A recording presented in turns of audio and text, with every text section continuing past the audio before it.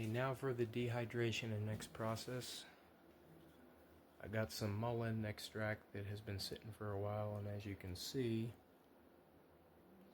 it managed to accumulate settlement. It's kind of hard to see because it's a very dark liquid, but you want to make sure you shake it up, get all the settlement off the bottom before pouring it into the glass basin. This is ethanol.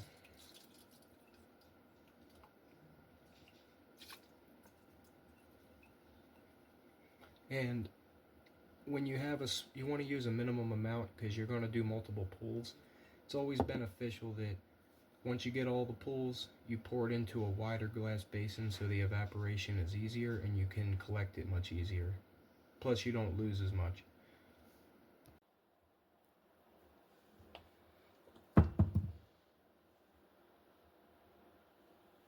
Here's all the healthy medicine alkaloids of the mullein. Just need to evaporate, break down into the next process with a water glycerin base.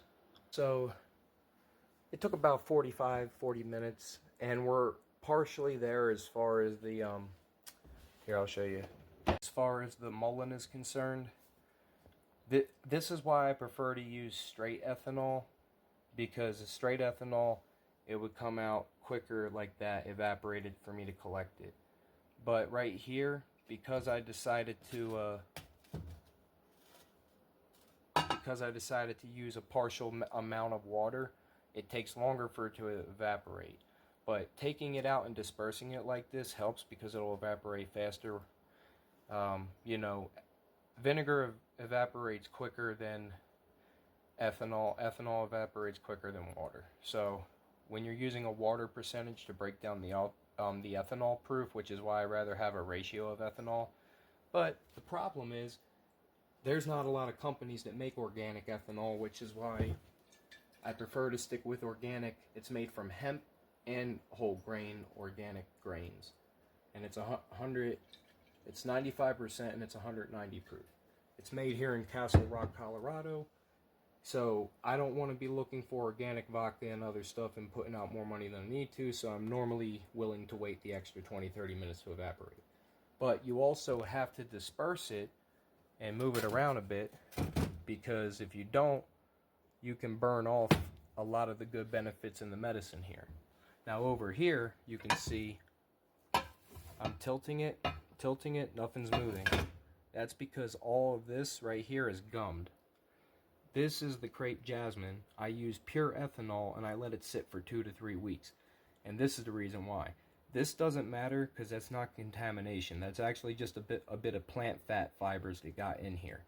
And that won't be an issue because it's going to be emulsified and then strained through. I got the majority of what I wanted, which is the yellow stuff here. The yellow that you see is a mixture of 3 different alkaloids, one of them being conoledin. The orange bit that you see in the background is 4 different types of ibogaine alkaloids that are being dispersed, as well as a few phytoacids of the plant. So yes, ibogaine, because the important thing is it has no strength near enough that you could drink 4 of our tinctures and not have a psychedelic effect. And I wouldn't suggest taking it with an MAOI though. However, just like psilocybin and salvia and a few other plants, like low doses, it's pain killing and helps with inflammation and nerve issues. So this has been one of our biggest sellers for the painkiller for this reason, because you have to extract it 3 different ways. This is the pure ethanol extraction method, and I like this one because it seems to do the trick for more anti-inflammatory and pain relief, while the water-based one has more of a parasitic cleanse and works better for helping microbes in the gut and helping cholesterol levels, blood sugar levels, and sodium levels in the blood.